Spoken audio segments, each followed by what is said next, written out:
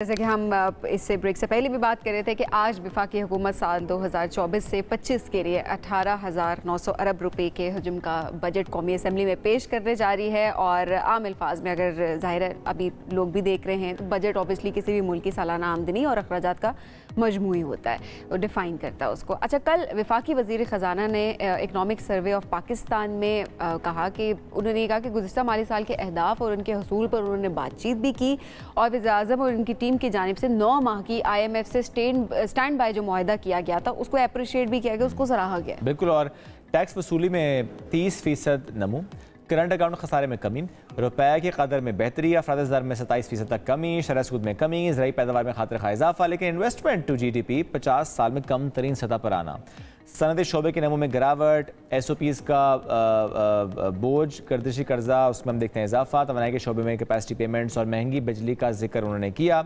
अब ऐसे में ये तौजी पेश की गई कि बिजली ज़्यादा खर्च करने की सूरत में कैपेसिटी पेमेंट्स का बोझ कम हो सकता है। बजट पेश करते वक्त सियासी पॉइंट स्कोरिंग ज़्यादा, जबकि इदाद-ओ-शुमार का जिक्र कम ही देखने को मिलता है।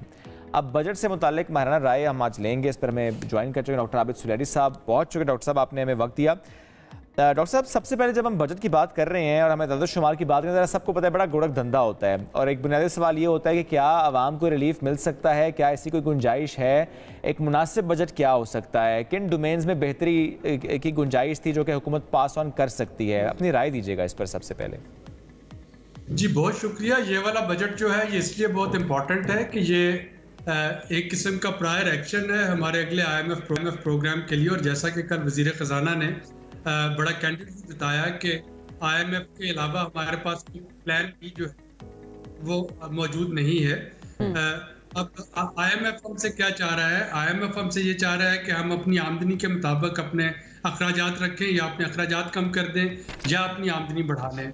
आमदनी बढ़ाने के लिए आपके पास टैक्सेशन है, टैक्स मेयर्स हैं, और टैक्स मेयर्स में जो प्रॉब्लम हुकूमत को फेस हो रहा है, जो आसान तरीका अभी तक FBR के पास टैक्सेस का होता है कि जो लोग कर रहे हैं या तो उन पे ज़्यादा टैक्स लगा दिया जाए या इनडायरेक्ट टैक्स लगा दिया जाए, क्योंकि वो इकट्ठा करना आसान है GST की शक्ल में या विदहोल्डिंग टैक्स की शक्ल में। और आमदनी को जब कम करने, अखराजात को कम करने की बात करेंगे तो वहाँ पे नॉन टारगेटेड सब्सिडीज़ जो हैं उनका खात्मा करना होगा। लेकिन उसमें जो आपके इम्पोर्टेंट सेगमेंट हैं जैसे मेडिसिन हैं, एग्रीकल्चर इनपुट हैं, सोलर है, उनको सेल्स टैक्स से मुस्तस्ना रखना होगा। और मेरा ख्याल में हुकूमत जो है वो कोशिश कर रही है एक बैलेंस लेके आने में कि जो हमारी इकॉनमी के लूप होल्स हैं उनको भी एड्रेस किया जाए, और ये IMF प्रोग्राम में ही एड्रेस होने थे। ये वो लूप होल्स हैं जो गुज़श्ता 20-25 साल से हमें पता है, हमें मालूम है कि SOEs जो है वो खसारे में जा रही हैं। जो रिटेलर्स हैं या जो रियल एस्टेट है, सर्विसेज सेक्टर है, वो प्रॉपर एग्रीकल्चर है, वो प्रॉपर ये बहुत इंपॉर्टेंट बात डॉक्टर साहब करें। आपने SOEs का जिक्र भी किया, आपने रियल एस्टेट एग्रीकल्चर की बात भी की, आपने लूप होल्स का ज़्यादा जिक्र किया। इतने सालों से लूप होल्स हमारे सामने, आपको लगता है कि हम एड्रेस कर पाएंगे? चूंकि हर बार जब इन लूप होल्स को एड्रेस करने की बात की जाती है एक रेजिस्टेंस सामने से आती है। अगर अब नहीं करेंगे तो फिर कभी नहीं कर पाएंगे, और आपको IMF का प्रोग्राम अगर नहीं मिलेगा तो खुदा न खास्ता हम दोबारा उसी सिचुएशन पे पहुंच जाएंगे जहाँ पे पिछले साल जून-जुलाई में बैठे थे।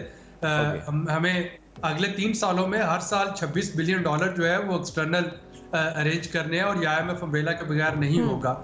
IMF हो या ना हो, ये लूप होल्स एड्रेस करने थे। और जैसा कि मैंने कहा, हमें बहुत से ऐसे लोग होते हैं हमें जो कि उसी वक्त वॉक करना शुरू करते हैं या अपनी खाने पीने की आदत छोड़ते हैं जब डॉक्टर उनको सख्ती से बता देता है कि या ऑपरेशन थिएटर या फिर ये चीज़ें कर लो। और अब हमारी इकॉनमी उस स्टेज पे है कि अगर ये चीज़ें हम नहीं करते इन लूप होल को एड्रेस, तो फिर शायद यहाँ से वापसी जो है बहुत मुश्किल हो जाएगी। अच्छा आबिद साहब, मैं कल एक प्रोग्राम में देख रही थी, मिफ्ता इस्माइल साहब बात कर रहे थे, उन्होंने कहा कि जो कर्जा लेना होता है वो मतलब बड़े से बड़े मुल्क की, आप अमेरिका की भी बात करें तो कर्जे तो हर मुल्क में लिए जाते हैं, इसमें कोई बुराई नहीं है कर्जे लेने में। लेकिन क्या होता है कि आपने जो पैसा लिया होता है कर्ज की सूरत में, आपको उसको चैनलाइज इस तरीके से करना होता है कि आपकी इकोनॉमी बढ़ सके, आपकी मईशत बढ़ सके। अब ऐसे में हम देख रहे होते हैं कि बैक टू बैक हम IMF प्रोग्राम में जा रहे होते हैं। आपने भी बात की कि ज़ाहिर IMF प्रोग्राम में जाना बहुत ज़्यादा ज़रूरी है, तो क्या वाकई हम चैनलाइज कर रहे हैं इन कर्जों को, या फिर बस हम कर्जा लेते हैं फिर हम उसको उतारते हैं, बस हम अपना सिस्टम रन कर रहे होते हैं? क्या गुंजाइश इस चीज़ की है कि अब इन चीज़ों पे काम हो रहा है कि दोबारा किसी कर्जे की तरफ ना जाना पड़े, बल्कि हम मईशत को बेहतर करने की बात कर रहे हो? देखिए, पिछले 1 साल से तो हमारी जो मजमूई आमदनी है मुल्क की, वो जो कर्जा हमने पे करना होता है उससे भी कम थी। तो हमें कर्जा आजकल लेना पड़ता है पिछला कर्जा उतारने के लिए। जो मैंने कहा कि अगले 2 साल हम मजीद इस IMF प्रोग्राम में रहेंगे, जो कि पिछला जो कर्जा है वो सारा चुकाना है। और उसके साथ फिर हमें देखना है कि हम किस तरीके से जो है वो टेक ऑफ कर सकते हैं। जो लो हैंगिंग फ्रूट्स हैं इस वक्त हमारे पास, वो एग्रीकल्चर है और वो सर्विसेज सेक्टर है। मैन्युफैक्चरिंग सेक्टर में मैं को बहुत ज़्यादा उम्मीद नहीं देख पा रहा हूँ। जिस तरीके से एनर्जी के टैरिफ हो जाएंगे, जिस तरीके से मार्केट रेट चल रहा है, शायद मैन्युफैक्चरर्स जो है, इंडस्ट्री जो है वो स्ट्रगल करेगी। लेकिन एग्रीकल्चर हमारा लो हैंगिंग फ्रूट है, जिसका पोटेंशियल हमें एक्सप्लोर करना है। देखिए, चाइना और अमेरिका की ट्रेड वॉर चल रही है। चाइना अमेरिका से $100 बिलियन की सिर्फ सोयाबीन जो है वो इम्पोर्ट करता है साल की। हम उसके हमसाये में बैठे हैं। क्या हुआ कि पिछले 13 सालों से हम इतना भी नहीं कर सके कि इतनी सोयाबीन ही हम उगा सके कि उसका 10% शेयर ही हमें मिल जाए, जो कि $10 बिलियन मिलता है। तो हमें थोड़ा सा रिप्रायोरिटाइज करना होगा एग्रीकल्चर को, हमें रिप्रायोरिटाइज करना होगा। हमारे जो यंगस्टर्स हैं, स्टार्टअप्स, एंटरप्रेन्योर्स और जो उनकी सॉफ्टवेयर में स्किल्स है, उनको मार्केट करने के लिए। तो ये 2 सेक्टर है जो कि इकॉनमी को यकीनन बैक ऑन ट्रैक लेके आ सकते हैं। लेकिन इस वक्त जो फिलहाल मरहला दरपेश है वो तो ये है कि जुलाई में क्या हम IMF का प्रोग्राम हासिल कर सकेंगे। पिछले साल के बजट के नंबर सारे चेंज करवा दिए थे IMF ने, उनको नॉन क्रेडिबल डिक्लेयर करके। आपको याद होगा जो बजट स्पीच पेश की गई थी उसमें जो नंबर दिए गए थे, वो जो बजट पास हुआ था उसमें वो नंबर रिवाइज करना पड़े क्योंकि वो नंबर क्रेडिबल नहीं थे। तो हमें बड़ा रियलिस्टिक होके, ये बात बहुत हमें रियलिस्टिक होना पड़ेगा। हम सिर्फ उसमें एक पैकिंग नहीं कर सकते छुपाने के लिए, हमें बाकी एक तो एक रियलिस्टिक होना पड़ेगा, दूसरा हमें एक्सेप्ट करना पड़ेगा। अच्छा डॉक्टर साहब, एक बात और भी, जो वर्ल्ड बैंक की रिपोर्ट थी इसमें था कि 84 ऐसे गवर्नमेंट ओन्ड इदारे जिन्होंने मुल्क को 1000 अरब का नुकसान पहुंचाया। अब ऐसे में ये एक फैक्टर है, डू यू थिंक इसको भी डील किया जाएगा और किया जा रहा है? इनको कल मेरे लिए बड़ी हार्टनिंग बात थी जब औरंगजेब साहब ने कहा कि जी कोई जो स्टेट ओन्ड एंटरप्राइजेज है वो स्ट्रेटेजिक नहीं होती, स्ट्रेटेजिक जो है वो आपके इनिशिएटिव होते हैं। अदारे जो है अगर वो नुकसान में चल रहे हैं तो उनको रीवैम्प किया जाएगा, उनको पब्लिक प्राइवेट पार्टनरशिप हो, उनकी प्राइवेटाइजेशन हो, तो ये चीज़ें उनमें चलेंगी। तो मेरा ख्याल है कि यही अप्रोच इस वक्त हुकूमत की होगी। और गर्दिशी कर्जा ये कम हो जाए, ज़ाहिर है ये भी एक बड़ा चैलेंज है पाकिस्तान की इकोनॉमी को लेकर। गर्दिशी कर्जे के लिए मेरी सजेशन हमेशा से यही रही है कि हमें बिजली के टैरिफ को कम करना होगा अगर हम चाहते हैं कि सार्फिन बिजली ज़्यादा इस्तेमाल करें। अगर हम चाह रहे हैं कि सार्फिन जो हैं वो वही पैसे जो कि हम IPPs को देते हैं बिजली ना इस्तेमाल करने की, वो अगर बेनिफिट सार्फिन को दे दिया जाए, वो ज़्यादा इस्तेमाल करें, तो शायद ये गर्दिशी कर्जा थोड़ा सा स्टॉप हो जाए। सेकंड जो इसमें इंपॉर्टेंट चीज़ है वो ट्रांसमिशन और डिस्ट्रीब्यूशन लॉसेज हैं। जितना बेनज़ीर इनकम सपोर्ट प्रोग्राम का सालाना बजट था पिछले साल, उतने ही हमारे ट्रांसमिशन और डिस्ट्रीब्यूशन लॉसेज थे बिजली के। तो अगर हम उन लॉसेज को प्लग कर सके, और SIFC ने आके ये करने की कोशिश भी की थी केयर टेकर सेटअप में, तो अगर हम उन लॉसेज को कर सके तो इसका मतलब है कि आप पूरा एक बिस्क जो है उसका बजट दुगना कर सकते हैं। तो जाहिर है कि यहाँ पे भी थोड़ी सी स्ट्रेटेजिक थिंकिंग जो है वो चाहिए होगी। और चूंकि जी बात इलेक्ट्रिसिटी की हो रही है, आबिद साहब, अगर इलेक्ट्रिसिटी टैक्स बढ़ता है, ऑलरेडी हम टैक्स स्लैब्स में देख रहे हैं इजाफा होता है, ऐसे में इन्वेस्टर तो फिर पाकिस्तान नहीं आएगा, और हमें इस वक्त बहुत ज़रूरत है कि इन्वेस्टर आए, इन्वेस्ट करे। ये एक बैलेंस रखना होगा हमें।